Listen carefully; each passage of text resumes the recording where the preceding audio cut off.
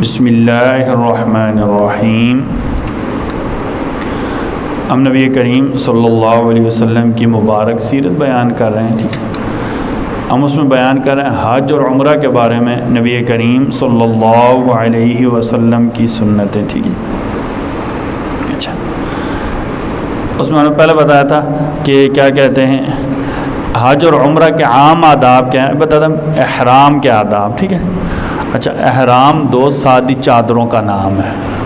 احرام کسے کہتے ہیں؟ دو سادی چادریں سلے ہوئے کپڑے اتار کر حج اور عمرہ سے پہلے ترتیب یا طریقے کے مطابق دو سلی ہوئی چادروں سے اپنا بدن ڈھانپ لینا، یہ احرام کہلاتا ہے، ٹھیک ہے۔ اچھا، احرام کے آداب یہ بہتر ہے کہ غسل کیا جائے۔